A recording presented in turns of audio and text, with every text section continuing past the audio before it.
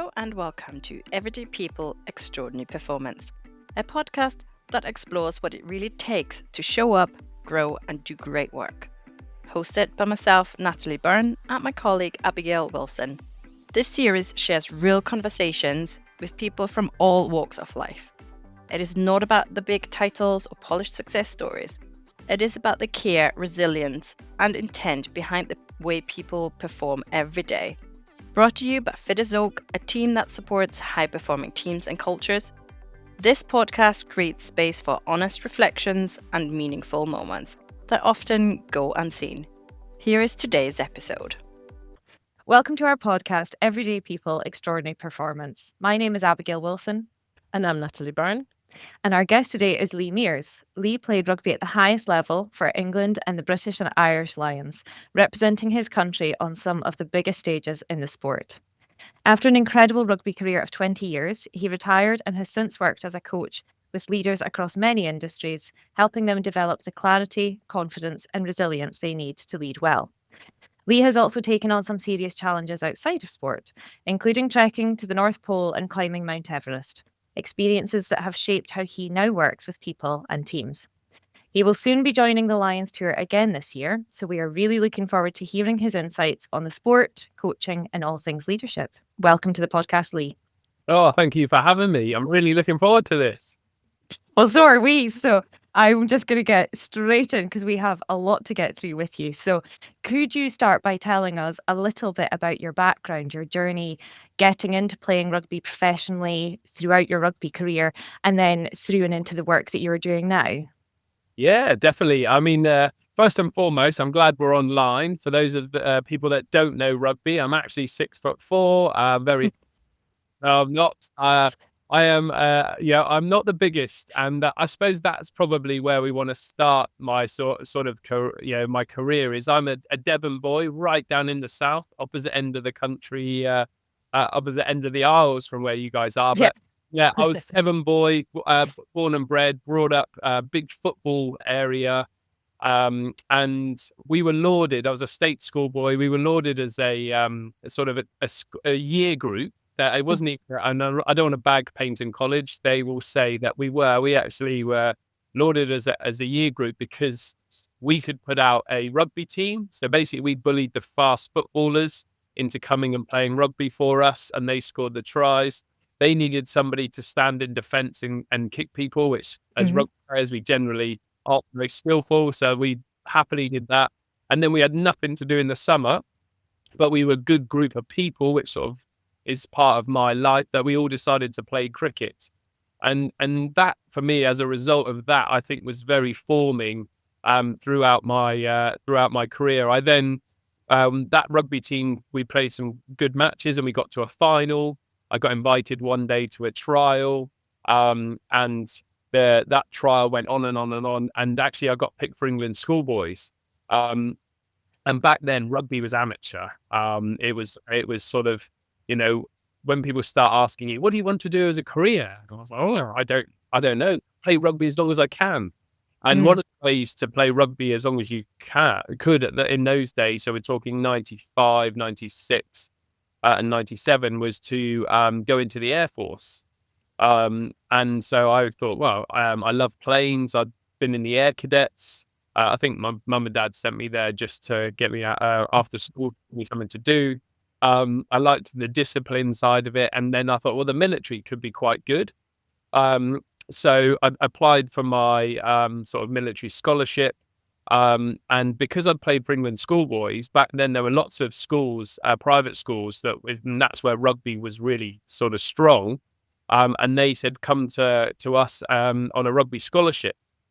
And so I looked around a lot of the sort of the best schools. I didn't realize at the time I was looking at rugby teams, but actually some of the most amazing schools in England and Scotland, they are steeped in history and have good rugby teams. So I joined. I should have gone to Millfield or Wellington, one of the big sort of premier schools. I ended up joining a smaller school in Bristol called Colston's. But at the time we had we ended up winning the national championship twice while I was there, 7 times after I left in a row.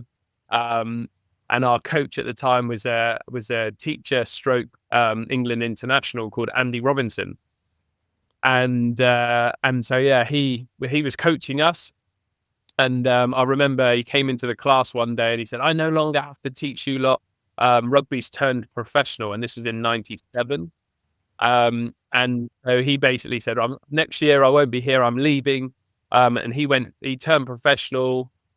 He was a coach at Bath. And of course, the next year he came and signed a few of us from the school. So I joined Bath in 1997, and the rest is history. 16 years, 265 games for Bath. So yeah, quite proud. It's probably I still have the record. I think Tom Dunn's going to get it in the next year or two, but I think I've still got the most games for a professional rugby player in Bath. So yeah, that's pretty good going. Especially then the career in rugby, and it can't stop. Obviously, it's not something that's going to go on forever. So was that always on your mind from the start of going professional, that you need a life after that, a plan for that? So you were mentioning obviously Air Force. Yeah. Was that the thought to go into afterwards straight away, or how did you then actually end up in coaching and leadership development? Yeah. So I mean, a brilliant question as well, and I think I was really lucky because I spanned that amateur era. So those first 2 or 3 years of being professional, I even remember when I was offered a contract along with the likes of Ian Bolshaw, Mike Tyndall, and a couple of others. So there were only 5 of us that actually went professional that year. And of course, we said, "Can we go to university?" And they said, no, we need you. We want you full time. You've got to develop athletically. So we basically turned up at this rugby club, and 50% of the team were still in jobs, because some of them were like, "Well, I don't want to." I mean, Jonathan Webb was a surgeon.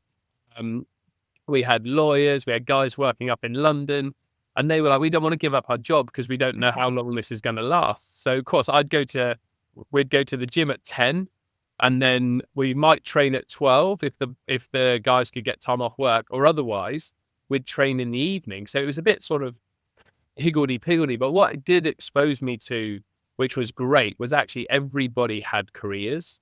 And whereas now I think a lot of the youngsters that I chat to, they've never seen somebody, in a suit going to work, or they don't even realize that they've worked all day. They probably got up at 5 to do weights, and then they come in at 7 to train. That exposed me a bit. And then you start realizing, because they were going back to careers, actually there's life after rugby. And don't get me wrong, when you're in it, you're super focused. And there were days where you're like, I don't need to worry about that. But as you get to sort of late 20s, you start to realize actually there is a long time after rugby. In fact, you've probably got 2-3 times more life after rugby. And the one thing that I always look back and I always thank you. There was a guy called Victor Abogu, who was a prop. He was had a hospitality company, and he would always drag us, and I do say drag. There was I don't know if you can imagine. It's probably not an amazing visualization, but me and Mike Tyndall and Ian Bolshaw were playing PlayStation at 18 years old. And Victor Abogu coming in, going, "Come to London," and being a Devon boy, why do I want to go to London? And right, you're coming to a dinner, put a suit on, and you got given a free club suit, so you'd be in your club suit, and we'd all get the bus to London.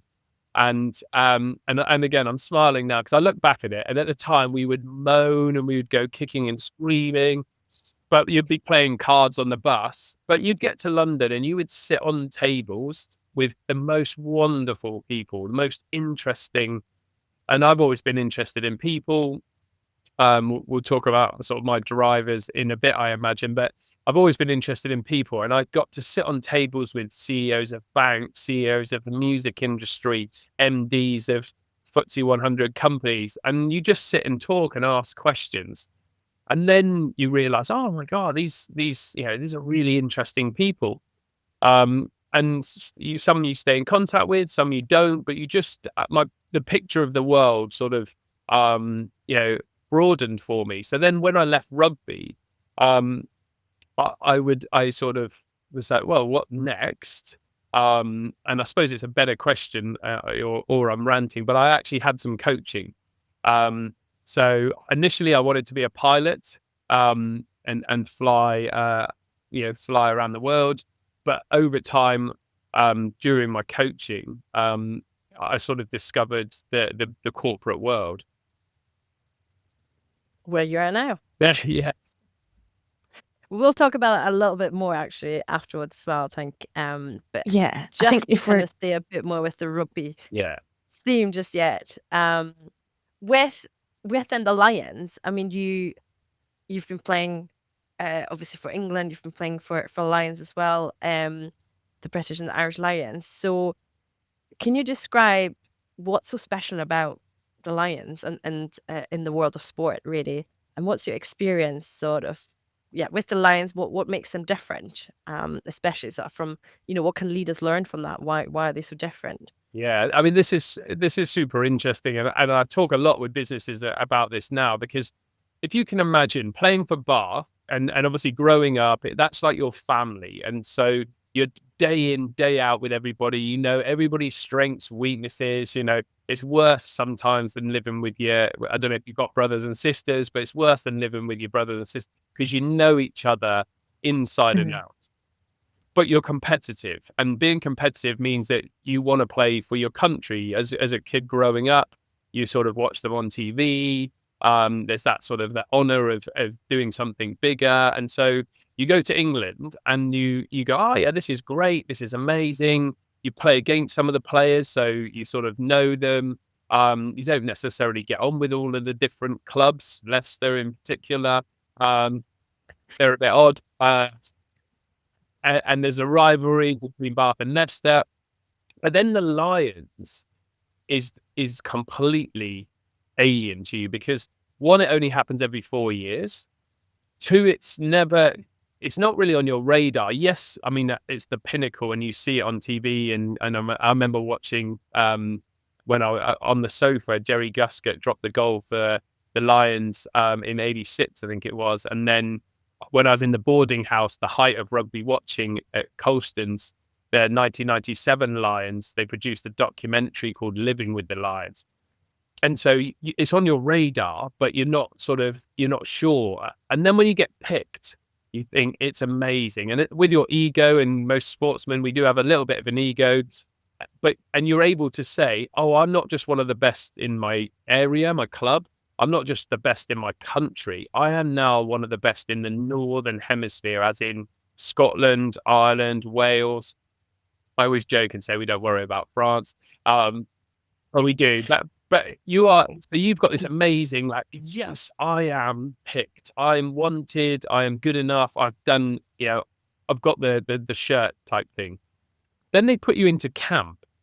You turn up, and we were at Pennyhill Park, which is a beautiful 5-star hotel in London. It's actually where England trained, so it was quite familiar. And I remember walking in, and you're like, yeah, this is going to be amazing. And then you're surrounded by your enemies, because with club rugby, you sort of know each other, and you get to know each other because it's so often. With England, you get to know each other. With the Lions or with international rugby, you generally play the game, have a dinner, and go. So you get to know the personalities. And then all of a sudden they're like, right, everybody, we want to know what lineups you use. And you go, no, I'm not telling you. And could you imagine this? And this is what I say to people in the corporate world. Could you imagine the 4 big banks all turning up and saying, this is how we do stuff? And this is what we're not good at, which is what happens in rugby. You have to sort of say, look, I'm short, I'm not there. So depends on where you want to have me defending, and I'm quite good over the ball. So, and you're basically giving your IP away. And this was, and everybody sort of, will tell you this. Anyone who's ever been in a Lions squad, that first meeting is quite sort of contentious. I suppose the fun side of it as a front row is you also know in training there's no referees, so there's a few scores that you're really looking forward to settling. But at the same time, you got to become mates. And I remember we were all in the room and we were sort of going, oh God, do we buy into this? And I've seen it in the corporate world since, these are our values. And And people are literally like, I'm not so sure about this. And then Paul O'Connell, who for me is probably one of the best captains I've ever had. For those of you that don't follow rugby, he's 6'7", big ginger haired chap. He now coaches Ireland. Impressive character. And he stood up and he said, lads, so many, and I can't do the accent, so I won't, but he said, so many of you in this room will never get to do this again because it's every 4 years. We are in a privileged position. And he said, and I am lucky enough to say that I've been in the previous Lions tour to New Zealand, in the 2005 to New Zealand. And he said, and I'll hold my hand up, it was a disaster. And he said, and I really want to put the Lions back on the map. And he said, and in 2005, Clive Woodward took control of it. And he said, and what happened was we all treated it like we were professionals. We ate the right food. We slept, we had the right amount of sleep. We did all of our video analysis. He said, but we missed what the Lions is about. And we missed the fact that it's about becoming a team first. So I beg you, because I've got a second opportunity and I will do anything to put it right.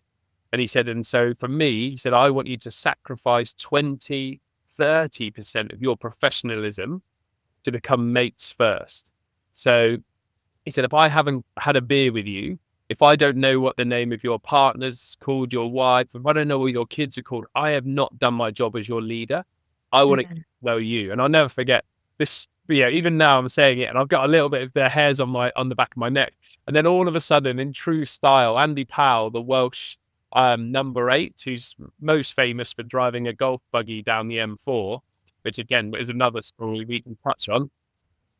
He's got his hand in the air and I remember Paulie going, yes, Paulie, what do you want? And he said, so you're saying I can knock on your door at 5 a.m. and you'll come for a beer with me? And he said, mate, if that's what I've got to do to become your friend, that's what we'll do. And that we set the tone for the tour then. And yes, we had a few beers, which we always sort of, we called honesty serum, but it was about getting to know each other. We shared rooms. We met the supporters, because when you go on these trips, thousands and thousands of supporters come to see you and watch the games. And in 2005, it was very professional. Like, you got to focus, the boys have got to do this. Whereas we were like, no, they've come all this way. We've got to get to know our fans. We've got to get to know the people.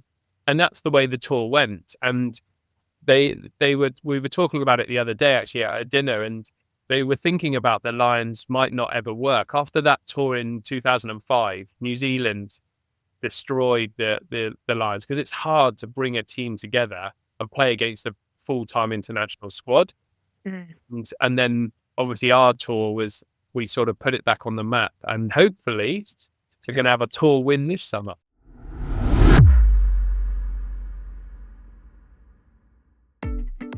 Stay tuned for part 2 of our conversation with Lee Mears. In the next episode, Building High-Performing Teams, Lessons from Lions and Beyond, we explore trust, mindset, and what elite sport reveals about leadership. Coming soon, so follow, subscribe, and stay connected. You will not want to miss this.